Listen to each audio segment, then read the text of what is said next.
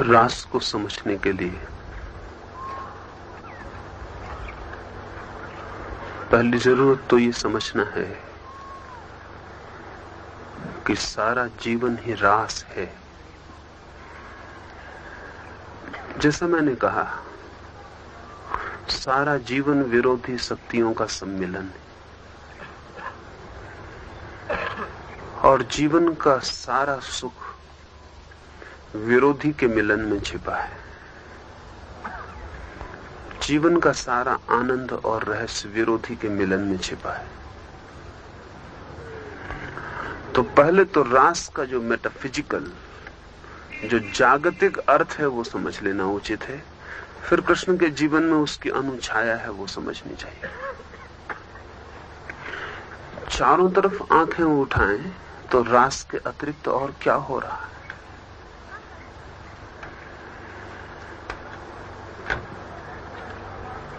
आकाश में दौड़ते हुए बादल हों,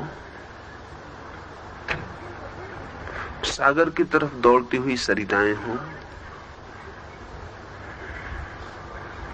बीज फूलों की यात्रा कर रहे हों, या भंवरे गीत गाते हों, या पक्षी चहचहाते हों, या मनुष्य प्रेम करता हो,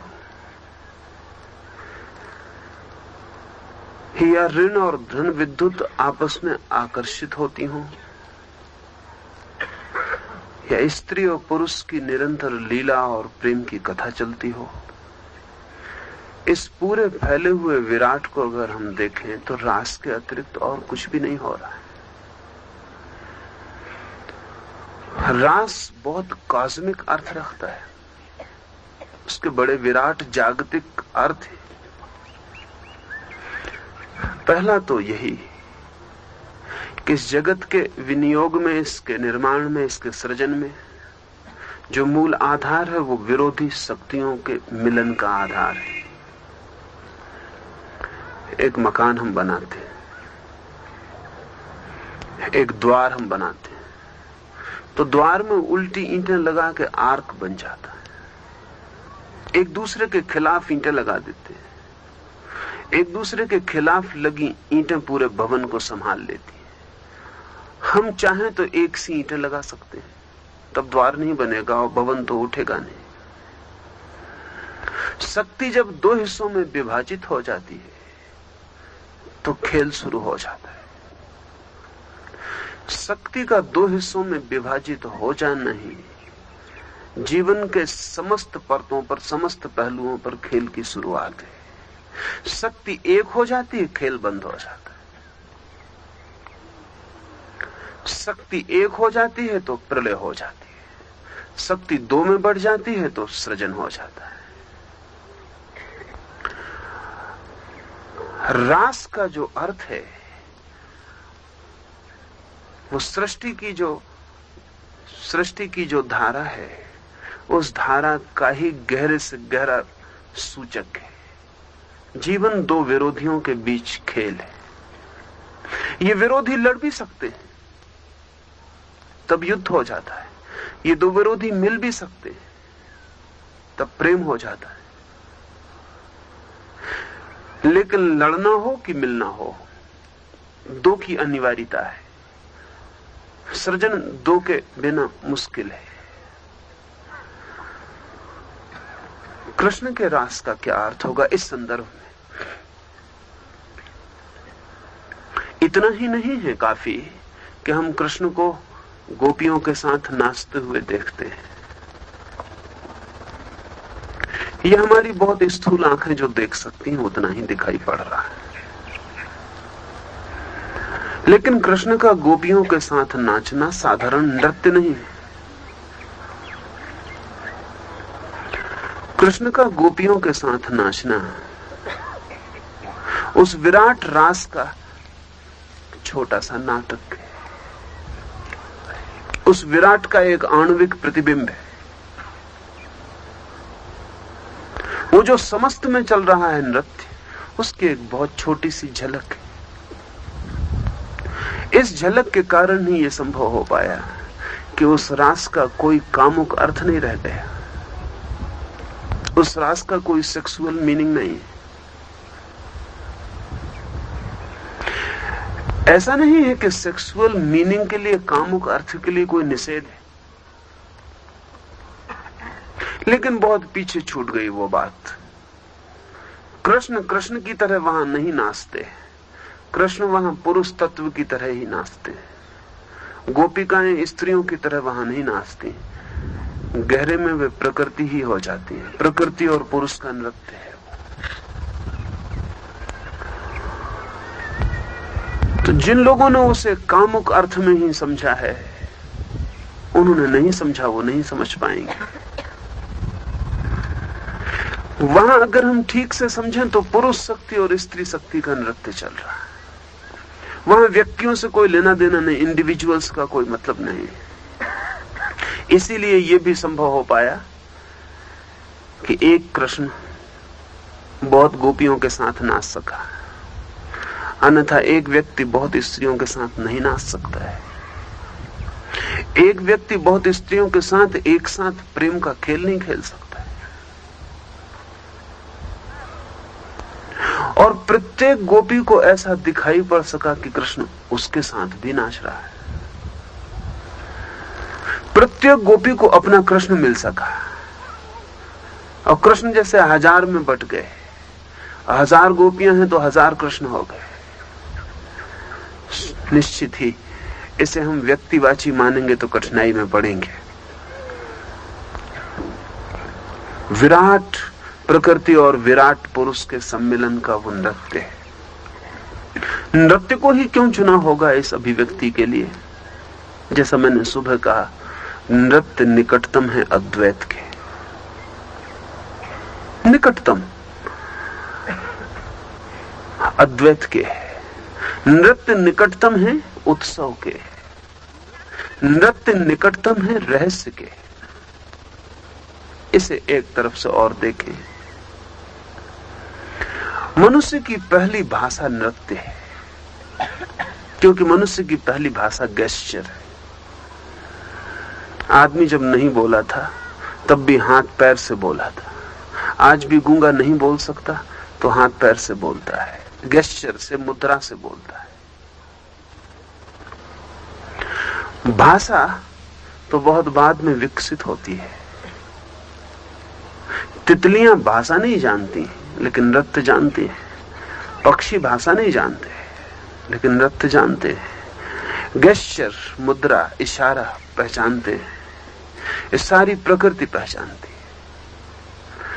इसलिए रास के लिए नृत्य ही क्यों केंद्र में आ गया, उसका भी कारण है।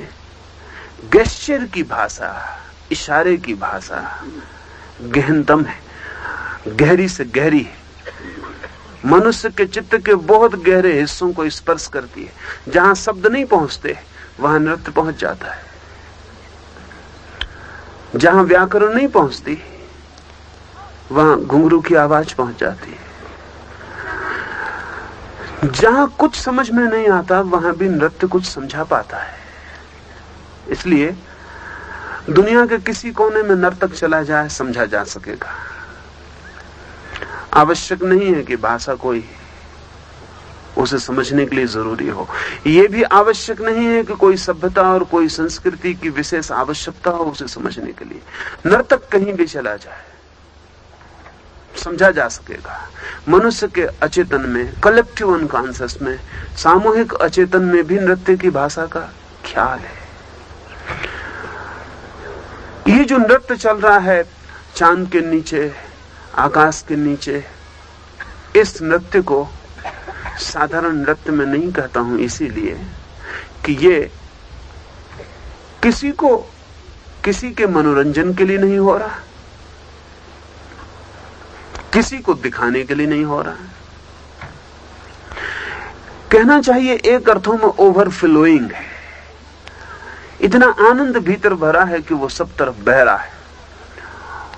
और इस आनंद के बहने के लिए अगर दोनों विरोधी शक्तियां एक साथ मौजूद हों तो सुविधा हो जाती है। पुरुष बह नहीं पाता अगर स्त्री मौजूद ना हो, कुंठित और बंद हो जाता है। सरिता नहीं बन पाता, सरोवर बन जाता है। स्त्री नहीं बह पाती अगर पुरुष उपलब्ध ना हो। बंद। उन दोनों की मौजूदगी तत्काल उनके भीतर जो छिपे हुए शक्तियां हैं उनका बहाव बन जाती। वो जो हमने निरंतर स्त्री पुरुष का प्रेम समझा है, उस प्रेम में भी वही बहाव है। काश हम उसे व्यक्तिवाची न बनाए तो वो बहाव बड़ा पारमार्थिक अर्थ ले लेता है। स्त्री और पुरुष के बीच जो आकर्षण है, वह आकर्षण एक दूसरे की निकटता में उनके भीतर छिपी हुई शक्तियों का बह जाना है। इसलिए स्त्री के पास पुरुष अपने को हल्का अनुभव करता है, स्त्री पुरुष के पास अपने को हल्का अनुभव करती। अलग अलग होकर वे टेंस और तनाव से भर जाते। वो हल्कापन क्या है? उनके भीतर कुछ भरा है जो बह गया और वे हल्के हो गए, पीछे वेटलेसनेस छूट जाती। लेकिन हम स्त्री और पुरुष को बांधने की कोशिश में लगे रहते हैं। जैसे हम स्त्री और पुरुष को बांधते हैं, नियम और व्यवस्था देते हैं, वैसे ही बहाव क्षीण हो जाते हैं, वैसे ही बहाव रुक जाते हैं। व्यवस्था से जीवन की गहरी लीला का कोई संबंध नहीं है। कृष्ण का यह रास बिल्कुल ही अव्यवस्थित है, कहना चाहिए बिल्कुल क्याटिक है, क्यास है। नीत्शे का एक बहुत अद्भुत वचन है जिसमें उसने कहा है, ओनली आउट ऑफ क्यास स्टार्स आर बॉर्न। सिर्फ गहन अराजकता से सितारों का जन्म होता है। जहां कोई व्यवस्था नहीं है वहां सिर्फ शक्तियों का खेल रह जाता है। बहुत जल्दी कृष्ण मिट जाते हैं, व्यक्ति की तरह शक्ति रह जाते हैं। बहुत सी गोपियां मिट जाती हैं व्यक्ति की तरह, सिर्फ शक्तियां रह जाती हैं। स्त्री और पुरुष की शक्ति का वो नृत्य गहन तृप्ति लाता है, गहन आनंद लाता है और ओवरफ्लोइंग बन जाता है। वो आनंद फिर बहने लगता है और फिर उस नृत्य से वो सारा आनंद चारों ओर जग जग कण कण तक व्याप्त हो जाता है। कृष्ण जिस चांद के नीचे नाचे हैं वो चांद तो आज भी है। जिन वृक्षों के नीचे नाचे हैं उन वृक्षों का होना आज भी है। जिन पहाड़ों के पास नाचे हैं वे पहाड़ भी आज है। जिस धरती पे नाचे हैं वो धरती भी आज है। कृष्ण से जो बहाव होगा उस क्षण में वो सब इनमें छिपा है और ये सब उसे पी गया है। अभी वैज्ञानिक बहुत नई बात करते हैं। वे ये कहते हैं कि व्यक्ति तो विदा हो जाते हैं लेकिन उनसे छोड़ी गई तरंगें सदा के लिए रह जाती हैं। व्यक्ति तो विदा हो जाते हैं लेकिन उन्होंने जो जिया, उसके संघात, उसकी वेव्स, वो सब की सब पूरे अस्तित्व में समा जाती हैं और लीन हो जाती हैं। उस पृथ्वी पर जहां कृष्ण नाचे, उस पृथ्वी पर आज भी कोई नाचे तो कृष्ण की प्रतिध्वनियां सुनाई पड़ती हैं।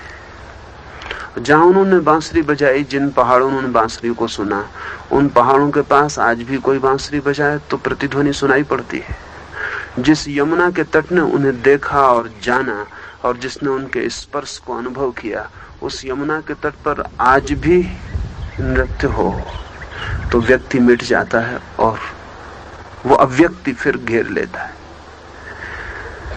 रास को स्त्री और पुरुष के बीच विभक्त जो विराट की शक्ति है, उसके मिलन, उसकी ओवरफ्लोइंग का प्रतीक मैं मानता हूं। और इस भाषा में अगर हम ले सकें तो आज भी रास का उपयोग है और सदा रहेगा। इधर मैंने निरंतर अनुभव किया है जो मैं आपसे कहूं। ध्यान के लिए हम बैठते हैं। कई बार मित्रों ने मुझे कहा कि स्त्रियों को अलग कर दें, पुरुषों को अलग कर दें, ये दोनों अलग रहेंगे तो सुविधा होगी। उनकी सुविधा की दृष्टि नासमझी से भरी हुई है। वे नहीं जानते हैं कि स्त्रियां अगर इकट्ठी कर दी जाएं एक और पुरुष एक और इकट्ठे कर दिए जाएं तो ये बिल्कुल सजाती एक सी शक्तियां इकट्ठी हो जाती और इनके बीच जो बहाव की संभावना है वो कम हो जाती। लेकिन उन्हें ख्याल में नहीं है। तो मेरी तो समझ ही यही है कि अगर ध्यान हम कर रहे हैं तो स्त्रियां और पुरुष एकदम सम्मिलित और मिले जुले हों। उन दोनों की समझ के बाहर कुछ घटनाएं घटेंगी जो उनकी समझ से उसका कोई संबंध भी नहीं है।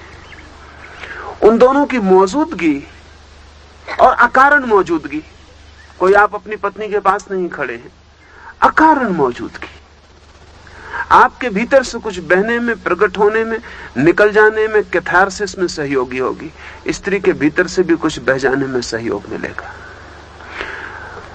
मनुष्य जाति के चित्त का इतना बड़ा तनाव, इतना बड़ा टेंशन स्त्री और पुरुष को दो जातियों में तोड़ देने से पैदा हुआ है। स्कूल में, कॉलेज में हम लड़के और लड़कियों को पढ़ा रहे हैं, दो हिस्सों में बांट के बिठाया हुआ है। जहां भी स्त्री और पुरुष हैं हम उनको बांट रहे हैं, जबकि जगत की पूरी व्यवस्था विरोधी शक्तियों के निकट होने पर निर्भर है। और जितनी ये निकटता सहज और सरल हो उतने ही परिणामकारी है। रास का मूल्य सदा ही रहेगा। रास का मूल्य उसके भीतर छिपे हुए गहन तत्व में है। वो तत्व इतना ही है कि स्त्री और पुरुष अपने अपने में अधूरे हैं, आधे आधे निकट होकर वे पूरे हो जाते हैं। और अगर अनकंडीशनली निकट हो तो बहुत अद्भुत अर्थों में पूरे हो जाते हैं। अगर कंडीशंस के साथ, शर्तों के साथ निकट हो तो शर्तें बाधाएं बन जाती हैं और उनकी पूर्णता पूरी नहीं हो पाती। जब तक पुरुष है पृथ्वी पर, जब तक स्त्री है पृथ्वी पर, तब तक रास बहुत बहुत रूपों में जारी रहेगा।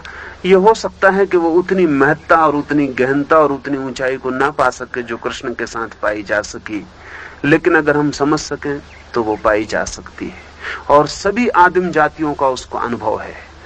दिन भर काम करने के बाद आदिम जातियां रात इकट्ठी हो जाएंगी, फिर स्त्री पुरुष पति पत्नी का सवाल ना रहेगा, स्त्री और पुरुष ही रह जाएंगे। फिर वे नाचेंगे आधी रात, रात बीतते बीतते, और फिर सो जाएंगे वृक्षों के तले या अपने झोंपड़ों में, नाचते नाचते थकेंगे और सो जाएंगे। और इसलिए आदिवासी के मन में जैसी शांति है और आदिवासी के मन में जैसी प्रफुल्लता है और आदिवासी की